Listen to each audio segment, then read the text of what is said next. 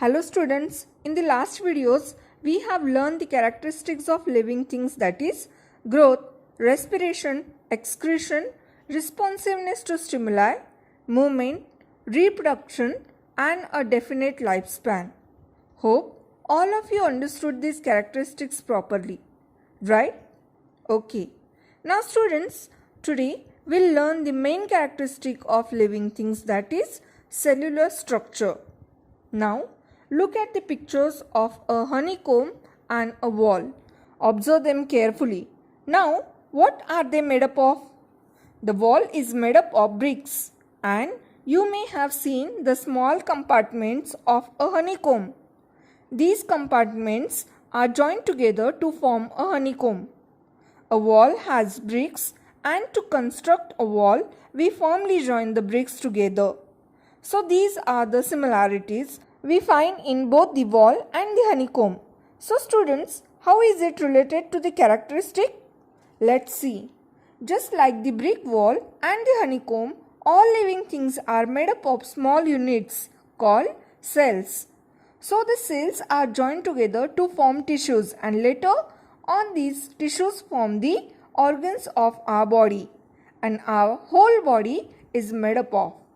So, these tiny cells are joined together, and all the actions and processes in the bodies of living things are brought about with the help of these microscopic cells, that is very tiny cells. So, all the actions, all the things that are happening in our bodies, that is in human beings, they eat food.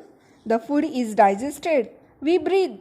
So the various organs, various muscles, various tissues of our body, all are made up of cells, and that is how our body is able to function very well. Some living things are made up of a single cell, so they are called as unicellular organisms. All the actions are happening in this one cell. For example, amoeba and paramecium. So they have just a single cell living things. So that is why they are called as unicellular. Uni means one and cellular means cell. On the other hand, the living things that are made up of many cells are called multicellular organisms. Multi means many.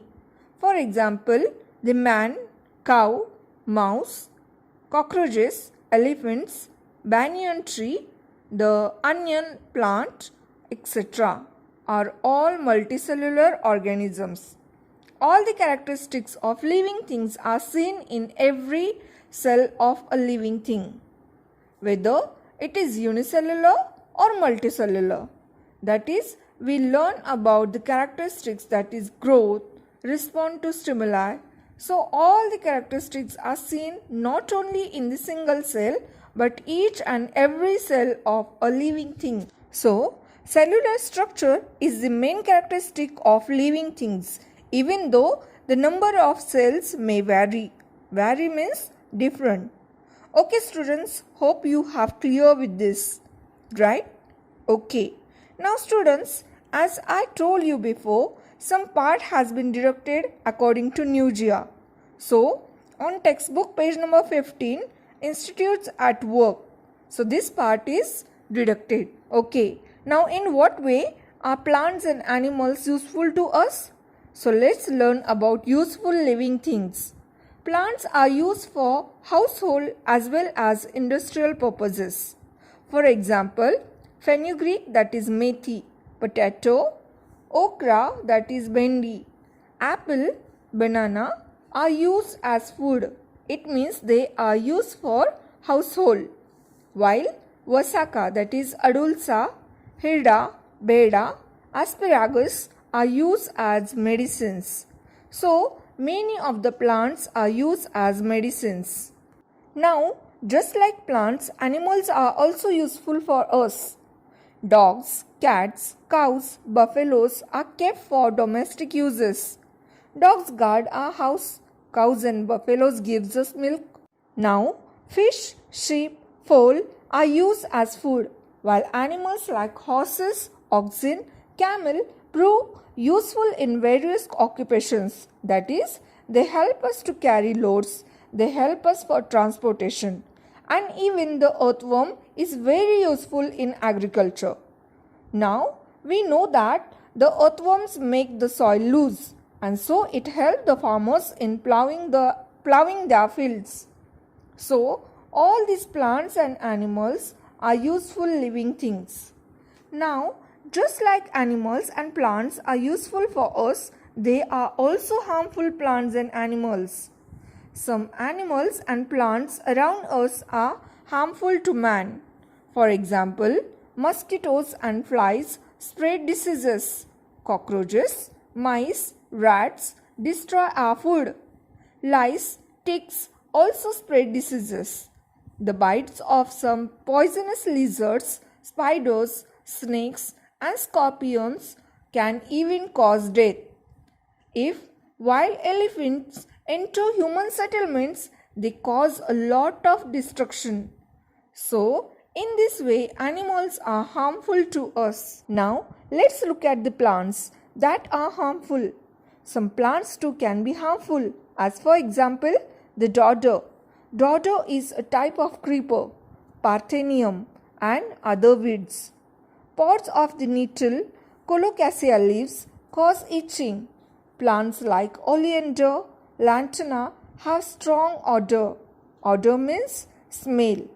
And datura plant is very poisonous. Uncontrolled growth of fungi and algae in water pollutes drinking water and may cause of diseases. So, we have to be very careful of all these plants also. Now, let's see how wild animals are harmful to human beings. Now, we know that wild animals hunt other animals for food. So, they are called as predators. For example, tigers, lions, the wolf, and the leopard. Now, sometimes due to deforestation means cutting forest in large numbers. So, because of deforestation, such animals enter human settlements in search of food and may kill domestic animals or people. So, wild animals are also harmful for us. Okay, students, hope you have understood whatever we have learned up till now. That is, cellular structure, a characteristic of living things, useful living things, harmful living things, and wild animals. Now, students, from textbook page number 16, find out and always remember this part is also deducted from syllabus. Okay, now here we have completed our second lesson. Hope all of you understood this lesson properly, right? Now today's homework for you students, you have to read the whole lesson 2 times. Okay, in the next lecture, we'll discuss about the exercise of this lesson. Till then, stay home, stay safe. Thank you everyone.